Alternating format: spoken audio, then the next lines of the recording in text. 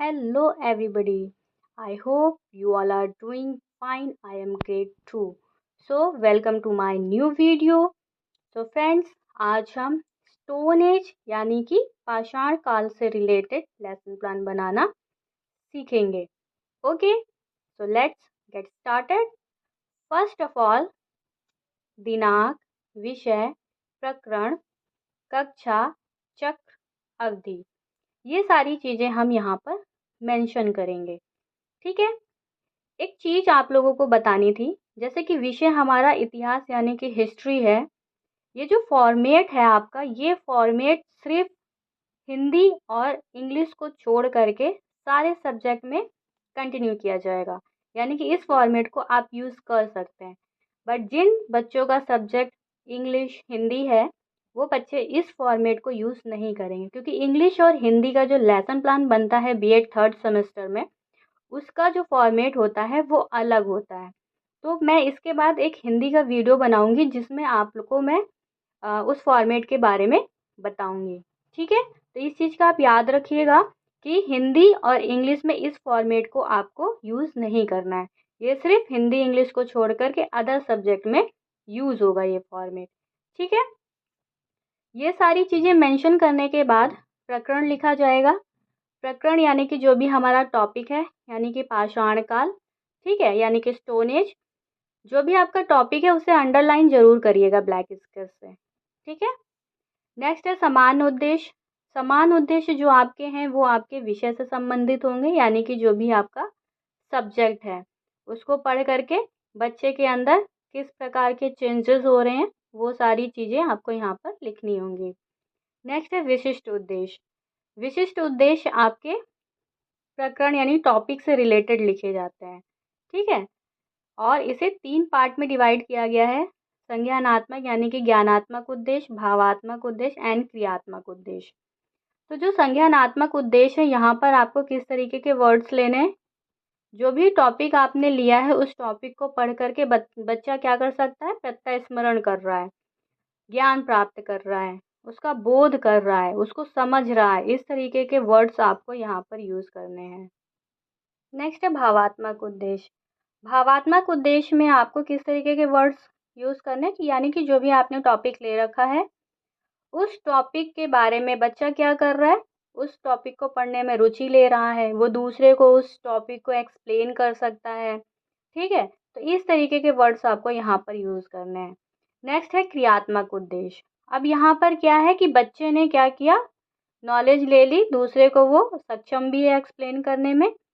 अब वो अपनी लाइफ में उस टॉपिक से क्या सीख रहा है ना, उसको जो भी सीख उसने ली है, अब उसका यूज़ वो अपनी लाइफ में किस तरीके से कर रहा है वो आपको यहाँ पर लिखना है. यहाँ पर शिक्षण सामग्री है, यानी कि टीचिंग करते समय आप जो भी चीज़ें यूज़ करते हैं वो आपको यहाँ पर लिखना है. बट कोशिश करिएगा कि कोई मॉडल, चार्ट पेपर, इस तरीके की कोई चीज़ आपके साथ ज़रूर हो. पूर्व ज्ञान यानी कि विषय, जो भी टॉपिक, जो भी आपने टॉपिक लिया है उस टॉपिक के बारे में बच्चे को पहले से ही सामान्य जानकारी है. क्योंकि 6th क्लास का बच्चा है, 7th का है, 8th का है, तो ऐसा तो हो ही नहीं सकता कि उस बच्चे को उस टॉपिक से रिलेटेड कुछ पता ही ना हो, है ना. तो उसको थोड़ी सी सामान्य जानकारी होती ही होती है. बात करते हैं प्रस्तावना प्रश्न की, यानी कि इंट्रोडक्टरी क्वेश्चन के. ठीक है. इंट्रोडक्टरी क्वेश्चंस का एक हम अलग से वीडियो बनाएंगे जिसमें हम आपको सिर्फ ये एक्सप्लेन करेंगे कि इंट्रोडक्टरी क्वेश्चंस को हम कैसे बनाते हैं. ठीक है. एक चीज़ है बेटा कि जैसे कुछ बच्चे ऐसे होते हैं जिन्होंने बीएड थर्ड सेमेस्टर में हिस्ट्री सब्जेक्ट ले रखा है. ठीक है. बट उनकी जो लैंग्वेज है वो इंग्लिश है, तो ये वीडियो उनके लिए भी हेल्पफुल है, क्योंकि फॉर्मेट तो देखिए सेम ही होता है, तो आप यहाँ से गाइडेंस ले सकते हैं. और बुक 6 to 8 की जो है वो आप परचेज़ कर सकते हैं, आपको मार्केट में भी मिल जाएगी, या आपके घर के आसपास जो बच्चे रहते हैं आप उनसे भी ले सकते हैं. ठीक है. दूसरी चीज़, जो बच्चे बीएड सेकेंड सेमेस्टर में हैं, ठीक है, उनको माइक्रो टीचिंग से रिलेटेड कोई भी इशू है या आपको लेसन प्लान चाहिए, आप कमेंट बॉक्स में मैसेज करिए. Definitely I will help you. Okay. अब क्या है कि जैसे हम पहला क्वेश्चन जब इंट्रोडक्टरी क्वेश्चन का बनाते हैं तो बहुत ही बेसिक क्वेश्चन होना चाहिए, जिसका बच्चा इजली आंसर दे सके। जैसे आदि मानव अपना भोजन किस प्रकार प्राप्त करते थे। हमने ये क्वेश्चन बनाया, बच्चे ने आंसर दिया कि आदि मानव अपना भोजन शिकार व पेड़ पौधों के द्वारा प्राप्त करते थे। छात्र क्रिया में ये आंसर आपको पूरा कंप्लीट लिखना है। ठीक है, यहाँ से हमने एक वर्ड लिया। नेक्स्ट क्वेश्चन बनाया हमने, आदि मानव जानवरों का शिकार कैसे करते थे। बच्चे का आंसर आया, आदि मानव जानवरों का शिकार पत्थरों से बने औजारों से करते थे। फिर हमने पत्थरों से बने औजारों यानी कि इन वर्ड्स को लिया और नेक्स्ट क्वेश्चन को बनाया। सर्वप्रथम पत्थरों से बने औजारों का प्रयोग किस काल में किया गया। बच्चा इसका आंसर नहीं दे पाएगा और यही हमारा टॉपिक होगा। ठीक है, यानी कि हमारा इन क्वेश्चन आंसर में एक कनेक्टिविटी बनी हुई है। देखिए जेड फॉर्म बन रहा है। ठीक है, ये जेड फॉर्म बनना चाहिए, तभी आपका इंट्रोडक्टरी क्वेश्चन जो है वो सही होगा। नेक्स्ट, उद्देश्य कथन। टॉपिक हमारा आ गया। अब हम क्या करेंगे, उस टॉपिक का विस्तृत अध्ययन करेंगे। अब बात करते हैं प्रस्तुतिकरण की। प्रस्तुतिकरण में यहाँ पे जो भी आपने टॉपिक लिया यानी कि जो भी आपका टीचिंग पॉइंट है, ठीक है, उससे रिलेटेड यहाँ पर हमें 2 क्वेश्चन यानी कि विकासात्मक प्रश्न पूछने हैं बच्चों से, जिसका बच्चे यहाँ पर छात्र क्रिया में आंसर देंगे। ठीक है, और उसी पॉइंट को हमें यहाँ पर फिर एक्सप्लेन करना है पूरा। एक चीज़ याद रखिएगा, जो भी आप ये टीचिंग पॉइंट लेते हैं अपनी बुक से, उस बुक में काफ़ी लेंदी लिखा रहता है। ठीक है, तो आपको उस टॉपिक को रीड करना है, जो भी इम्पॉर्टेंट पॉइंट्स हैं सिर्फ उसको यहाँ पर लिखना है। ठीक है, एक्सप्लेनेशन के ठीक सामने छात्र क्रिया में छात्र ध्यानपूर्वक सुनेंगे। शिक्षण विधि व्याख्यान विधि यूज़ हुई है। उसके बाद यहाँ पर श्यामपट्ट कार्य लिखा जाएगा, जो भी टॉपिक आपने लिया उससे इम्पॉर्टेंट पॉइंट्स आपको यहाँ पर। नेक्स्ट, इसी टॉपिक से रिलेटेड एक क्वेश्चन पूछना है, बच्चा आंसर देगा। शिक्षण विधि प्रश्नोत्तर विधि यूज़ की गई है। फिर सेकंड क्वेश्चन जो आपका होगा वो आपका नेक्स्ट टीचिंग पॉइंट ही होना चाहिए, यानी कि उसका जो आंसर निकलेगा वो नेक्स्ट टीचिंग पॉइंट होना चाहिए। और ज़रूरी नहीं कि बच्चा उसका आंसर दे, कभी कभी दे भी सकता नहीं भी दे सकता है। तो जो हमारा सेकंड टीचिंग पॉइंट था हमने उसको लिखा और फिर यहाँ पर उसे एक्सप्लेन किया। छात्र क्रिया, छात्र ध्यानपूर्वक सुनेंगे। शिक्षण विधि व्याख्यान विधि और नेक्स्ट है श्यामपट्ट कार्य। ठीक है, फिर हमने विकासात्मक प्रश्न इसी टॉपिक से रिलेटेड एक क्वेश्चन पूछा है और जो सेकंड क्वेश्चन है वो भी हमारा इसी मतलब जो भी हमने टॉपिक लिया उससे रिलेटेड ही होना चाहिए, बट जो उसका आंसर निकलेगा वो आपका नेक्स्ट टीचिंग पॉइंट होना चाहिए। हमने टीचिंग पॉइंट को यहाँ पर एक्सप्लेन किया। छात्र क्रिया पे छात्र ध्यानपूर्वक सुनेंगे और शिक्षण विधि जो है वो व्याख्यान विधि यूज हुई। उसके बाद बोधात्मक प्रश्न।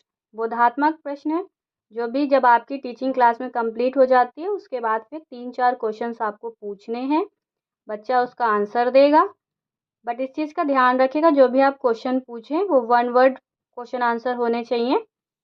छात्र क्रिया में आपको कंप्लीट आंसर लिखना है। ठीक है, सिर्फ एक वर्ड आंसर लिख के नहीं छोड़ना है, पूरा कंप्लीट आंसर लिखना है। फिर शिक्षण विधि प्रश्नोत्तर विधि यूज हुई। अब यहाँ पर हमें श्यामपट्ट कार्य लिखना है, यानी कि ब्लैक बोर्ड पे जैसे जैसे जो भी एंट्रीज हम करते हैं वो सारी चीज़ें हमें यहाँ पर मेंशन करनी है। ठीक है, पहले तो सारी दिन चीज़ें लिखनी है, दिनांक, विषय, प्रकरण, कक्षा, चक्र, अवधि। उसके बाद हमारे जितने भी टीचिंग पॉइंट है उनको लिखना है 3 पार्ट में डिवाइड करके, और उनसे रिलेटेड जो भी इम्पोर्टेंट पॉइंट्स है वो हमें यहाँ पर लिखना है। कार्य लिखने के बाद आपको यहाँ पर निर्देश एवं निरीक्षण कार्य, यानी कि आपको क्या करना है कि छात्र अध्यापिका क्या करेगी, विद्यार्थी को श्यामपट्ट कार्य उत्तर पुस्तिका में उतारने का निर्देश देगी और कक्षा में घूम घूम करके निरीक्षण करेगी कि बच्चा लिख रहा है कि नहीं लिख रहा है। ठीक है, उसके बाद पुनरावृत्ति प्रश्न। यहाँ पर आपको 2 या 3 क्वेश्चंस पूछने हैं। ये क्वेश्चंस आपके जो हैं फिल इन द ब्लैंक्स भी हो सकते हैं, true false, 1 word and objective questions. इस टाइप के क्वेश्चंस आपको यहाँ पर पूछने हैं।